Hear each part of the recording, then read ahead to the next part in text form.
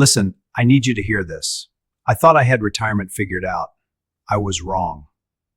I'm 79 years old, and one hospital stay showed me a money trap I never planned for. I had insurance, I had savings, I did the responsible things. It still wasn't enough. The bills didn't come as one big number. They came in pieces from people I never even met. The hospital was in network, but the doctor who read my scan wasn't. That one detail cost me. And after you get home, it keeps going. New pills, follow ups, tests just to be safe. That's when I learned it. Retirement isn't only about saving, it's about protection. Because when you're sick, you don't have the strength to fight paperwork, phone calls, and fine print. If you're in your 40s or 50s, don't wait for a scare to learn these rules. Learn them now. I'll tell you what I wish I built at 50. So one medical bill couldn't shake my whole life. My name is Frank. I'm 79 years old, and I thought I was set until one hospital stay showed me the part of retirement planning nobody explains in plain words. I want to take you back to a morning that started like any other. It was early spring. I got up, made coffee, and I was feeling fine. Not 25 fine, but fine. I walked to the mailbox at the end of the driveway like I always do, same path I've walked for years. Halfway back, I felt this heavy, strange pressure in my chest. Not sharp pain, more like someone set a brick right in the middle of me. I stopped, took a breath, tried to talk myself out of it. I told myself it was heartburn, or stress, or that I slept wrong. That's what we do at a certain age. We bargain with our bodies. Then my left arm started to feel odd. Not numb, just wrong. I stood there holding my mail like it mattered, and I realized I couldn't pretend anymore. I went inside and called my daughter. She lives 20 minutes away. I said, I don't want to make a fuss, but something isn't right. She didn't ask questions. She said, Dad, unlock the door. I'm coming. By the time she arrived, I was sweaty and pale. She looked at me for 1 second and called an ambulance. Now here's the part that still makes my stomach tighten. Not the siren, not the ride, not even the fear. It was what I said to myself as they rolled me out on that stretcher. I remember thinking very clearly, it's okay. I have Medicare. I have a supplement. I have savings. I did what I was supposed to do. I truly believed that. And I want you to understand this. I wasn't reckless with money. I wasn't rich, but I was careful. I worked 40 years. I paid off my house. I put money into my retirement accounts. I stayed out of credit card trouble. I wasn't living fancy. If you had asked me a month before that ambulance ride how I felt about my retirement, I would have said, I'm doing all right. I'm one of the lucky ones. That's why this story matters, because this isn't only about people who never planned. Sometimes the plan looks solid until you meet the real world of healthcare billing. At the hospital, they moved fast. They did an EKG, blood work, scans. They asked me the same questions over and over, and I tried to answer like a good student. My daughter stood near the wall, doing that brave face children do when their parent suddenly looks old. They admitted me overnight. Then it turned into 3 nights. They found a heart issue that needed a procedure, not open heart surgery, thank goodness, but still serious. A stent, medication, monitoring. I was scared, but I also felt grateful. The nurses were kind. The doctor spoke to me like I was a person, not a problem. And when I finally came home, I told my daughter, see, we handled it. A week later, the first bill came. I opened it at the kitchen table, same table where I've paid taxes, written checks, signed birthday cards. That table has seen a lot. I looked at the number, and I honestly thought it was a mistake. Not because it was a little high, because it was so high it didn't feel real. I won't drown you in exact numbers because every case is different, but I will tell you the shape of it. It looked like this. One bill from the hospital, another from the doctor group, another from the lab, another from the imaging place, another from a separate specialist I barely remember meeting, and then a bill for the ambulance. It wasn't one clean bill. It was like being bitten by small dogs for months. And the worst part is, I kept thinking, but I have coverage. So I called the number on the statement. A polite woman explained it slowly, like she'd said it 1,000 times. Some charges were covered, some had a deductible, some had a co-insurance, some were out of network. Out of network. Those 3 words were the hole in my boat. Because the hospital was in network, that's what I thought. My daughter had checked, the hospital was on the list. But one of the doctors who read my scan, not in network. The group that handled anesthesia, not in network. And those weren't the kinds of things I could shop around for while lying in a bed with wires on my chest. Nobody asked me, would you like the in-network cardiologist today? They just sent who they sent. And suddenly, my I'm set retirement plan had a crack running right through it. That night, after the call, I sat there with my coffee, and I felt this quiet shame.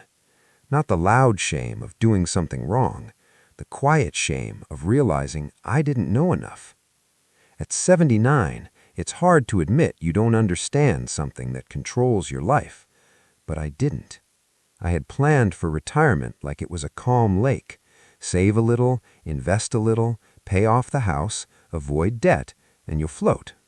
What I didn't plan for was a storm that doesn't just take your health, it takes your cash flow. Because it wasn't only the bills. After the hospital, there were new prescriptions. Some were covered well, some weren't. One medication was expensive even after insurance. Then there were follow-up appointments. Then there was physical therapy because I got weak from being in bed. Then there was a new test just to be safe. And here's what nobody tells you plainly. When you get older, just to be safe becomes a steady monthly expense. I started doing math in my head the way I used to do when the kids were little and the budget was tight. Only this time there was no overtime shift, no second job. No, I'll just work a few extra weekends. This was it. My retirement is like a bucket. When you're working, water pours into the bucket every week. When you retire, the bucket only drains. It drains for groceries and heat and property taxes and car repairs, and now it was draining for health care too, fast. I had always heard people say health care is expensive, but I thought it meant it's expensive for people who didn't plan. I thought planning meant buying insurance and saving money. What I learned is that planning also means building your life so a surprise doesn't make you panic. Because the panic is its own kind of illness. I didn't sleep well for weeks. I would wake up at 3 in the morning and my mind would start counting. How many more years might I live? How many more times could this happen? What if I needed help at home one day? What if I needed a walker? What if I needed someone to drive me? What if I had to move? Lonely thoughts show up easily at 3 in the morning. And then there was the other fear, the one I never wanted to say out loud. What if I become a financial burden? That's the fear that makes proud people go quiet. Now, let me slow down and tell you something important. I'm not telling you this to scare you. I'm telling you because there is a way to protect yourself better than I did. Not perfect, but better. And you don't need big words or fancy tricks. You need a few simple ideas that you act on before you're on a stretcher. When I was 50, I thought retirement planning meant one thing. Invest in your 401k, get rid of debt, and you'll be fine. I did those things, mostly, but I didn't fireproof the plan. Because the fire, for many people, is not the stock market. It's medical costs. Here's the first thing I wish I understood at 50. Insurance is not a shield. It's a set of rules. A lot of people talk about having insurance like it's a yes or no question, like having an umbrella. But it's more like signing a contract you don't read. And when the rain comes, that contract decides what you pay. If you're in your 40s or 50s, I want you to hear me. It is worth your time, once a year, to sit down and actually understand your coverage the way you understand your mortgage. What is your deductible? What is your out-of-pocket maximum? What counts as in-network? What happens in an emergency? What happens if you travel? What happens if you need rehab after a hospital stay? I didn't ask those questions early enough. I trusted the idea of insurance instead of the details. Here's the second thing. Retirement is not only about how much you have, it's about how quickly you can get cash without hurting yourself. I had money saved, yes, but most of it was in places that felt not touchable. My retirement account, my investments, the house. And you can't pay a hospital bill with a house without doing something painful. You can't pay it with an investment account without thinking about taxes and timing and selling when you don't want to sell. What I wish I built earlier was a true medical cushion, not just an emergency fund for car repairs. I mean a separate pile of money, boring money, safe money for health surprises. Because the surprise isn't only the bill. The surprise is the chain of expenses after the bill. Now, I can already hear someone saying, "Frank, how big should that cushion be?" I'm going to answer like an old man who has been humbled. Big enough so you can pay a few months of living expenses and a major out-of-pocket hit without tearing apart your whole plan. For some people, that's $10,000. For others, it's $50,000. I can't tell you your number, but I can tell you the feeling you want. You want to be able to open a statement and say, "I don't like this, but I can handle it." Not, "This changes everything." I didn't have enough of that kind of calm money. And when you don't have it, you do something dangerous. You start making decisions based on fear. You delay care, you skip appointments, you cut pills in half. You tell yourself you're fine. You don't want to bother your kids. You don't want to spend the money. That is how a money problem turns back into a health problem. Here's the third thing I wish I did in my 50s, and I say this gently because people get offended. I wish I treated my body like a financial asset, not like a machine I could ignore. Because in your 50s, the body sends small bills. In your late 70s, it can send large ones. In my 50s, I was busy. I was working. I was tired. I ate what was quick. I moved when life forced me to move. I didn't lift weights. I didn't stretch. I didn't think about balance. I thought falls happened to other people. Then in my 70s, I started to notice something. When you lose strength, you lose options. You might still have money, but you lose the ability to live the way you want. And when options shrink, costs go up. A fall can turn into rehab. Rehab can turn into home care. Home care can turn into assisted living. This is not drama. It is the most common path I've watched in my friends. So yes, you should invest in index funds and retirement accounts, but you should also invest in your legs. I know how that sounds, but I mean it. At 50, if you start walking every day, building strength twice a week, keeping your weight under control, and getting checkups that catch things early, you are not just being healthy, you are reducing the odds of the most expensive decade of your life. And even when you can't avoid illness, a stronger body handles it better. You recover faster. You need less help. You keep more independence. Independence is expensive when you lose it. Now, back to my hospital bill. After a few weeks of letters and phone calls, I realized I had to treat it like a project. And this part matters because it's where people lose money quietly. I started reading every line, not fast, slowly, like I was checking a paycheck stub. I learned to ask simple questions. What is this charge? Who is this provider? Why is it not covered? Is there an appeal process? Is there a discount if I pay in full? Is there a payment plan with no interest? I'm going to tell you something that surprised me. Sometimes just asking changes the bill. Not always, but sometimes. One office told me they could reduce a portion if I paid within a certain time. Another told me a charge was coded wrong and they would resubmit. Another offered a payment plan that didn't punish me.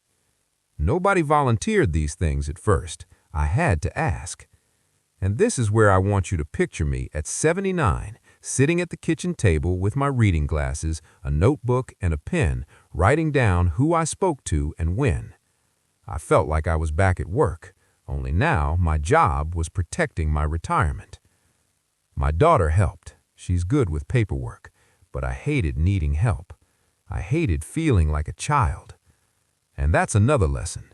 If you are married, if you have a partner, if you have adult children, do not keep your financial life in your head, because a health scare can take your attention away overnight. I knew where our accounts were, mostly. I knew the passwords, mostly. My daughter didn't. So while I was tired and weak, we were also searching for documents, calling insurance, digging through mail. At 50, I should have made a simple folder. One place, a list of accounts, a list of policies, a list of who to call. Not because I planned to get sick, because I planned to be human. The hardest moment came about a month after the hospital. I was sitting on the edge of my bed putting on socks, and I felt this wave of sadness I didn't expect. I realized that my retirement plan was built around a picture in my mind. The picture was calm mornings, simple travel, visits with family, reading, fixing little things around the house. But the real retirement plan needed to include something I didn't want to picture. The picture of myself needing care, needing help, needing time, and needing money for it. I had planned for the fun part. I had not planned for the fragile part. That's why one bill shook me so much. It wasn't only the money, it was the story it told me. It told me that the biggest risk was not that I didn't save. The risk was that I didn't build protection around what I saved. Let me tell you what I would do if I could go back and talk to myself at 50. I'd sit down with him and I'd say, "You're doing all right, but you're not finished, not even close." I would tell him to treat health care like a monthly bill, not a surprise. I would tell him to plan for rising premiums and rising costs the same way you planned for property taxes. They don't stay still. I would tell him to stop thinking Medicare will handle it, as if it's a magic blanket. I would tell him to learn the meaning of deductible and out-of-pocket maximum until he can explain it to a teenager. Because if you can't explain it simply, you don't really understand it. I would tell him to keep a sleep-at-night cash cushion that is not tied to the market, because there is nothing worse than needing money in a bad month and being forced to sell something you didn't want to sell. And I would tell him to take mobility seriously, not as vanity, not as a hobby, as protection, because the cheapest health care is the kind you never need. Now, you might be thinking, "Frank, what if I'm already 60? What if I'm 65? What if I'm 70? Then you start now, not with panic, with calm. You can still do a lot. You can still build a cushion. You can still reduce debt. You can still simplify your spending so you have more breathing room. You can still look at your policies and ask questions. You can still move your body in ways that are safe and steady. You can still get ahead of problems before they become emergencies. And you can still do one thing that is more important than people realize. You can practice talking about money with your family before there is a crisis. Because when I was in that hospital bed, the truth is my daughter was scared too. She wasn't only worried about my heart, she was worried about whether I would be okay living alone. She was worried about what it would cost. She was worried about whether she would need to step in. We don't like to put that on our children, but silence puts it on them anyway. Silence makes it heavier. So one Sunday afternoon, after the bills started coming, I asked her to sit with me. I laid everything out, not like a lecture, just the facts. Here's what I have, here's what I owe, here's what I pay each month, here's my insurance, here's who to call if I'm in the hospital again. We both got quiet at moments. There were tears in her eyes once, not dramatic, just real. And after, she said, "I feel better, Dad." That surprised me. I thought it would make her worry more. But it did the opposite, because clear truth is lighter than fear. As the months went on, the bill got handled. Part of it was negotiated down, part was paid over time. We took a hit, I won't pretend we didn't. And that hit changed how I lived. Not in a big, showy way, in small ways that matter. I stopped pretending my budget was done. I started watching the monthly numbers again. I checked my prescription costs like I checked the weather. I learned which clinics were in network. I kept records. I asked questions. I became the kind of person I should have been 10 years earlier. And if you're watching this at 45, 50, 55, I want you to understand something very simple. The best time to learn this is before you need it. Because when you're sick, you don't have the energy for paperwork. You don't have the focus for appeals. You don't have the patience to sit on hold and argue about codes and networks. When you're sick, you want rest. So do your future self a favor. Give them less to fight. I'll tell you one more thing, and it's not about money. It's about the feeling of being safe. After my hospital stay, I had this strange moment one evening. I was standing in my kitchen making tea. The sun was going down. The house was quiet. I could hear the refrigerator hum, and I realized I had been holding my breath for weeks, not because of my heart, because of the bills. That is a terrible way to live. Retirement is not supposed to feel like you're one envelope away from trouble. So if there's one lesson I wish I could hand you, like a note across the table, it's this. Don't only save for retirement, protect your savings from the things that most often come for them. Because the biggest threat in the second half of life isn't always a bad investment. Sometimes it's a body that needs care. Sometimes it's a system that charges you in pieces. Sometimes it's one night that turns into 3, and 3 turns into months of follow-ups. And if you plan for that with clear eyes, you don't have to live in fear. You can live in reality with a little more peace. If you're 50 right now and you feel set, I'm glad, truly. Just don't let set mean finished. I thought I was finished, and then one hospital stay showed me I was only lucky. Luck is not a plan. A plan is what you build when you're healthy enough to build it.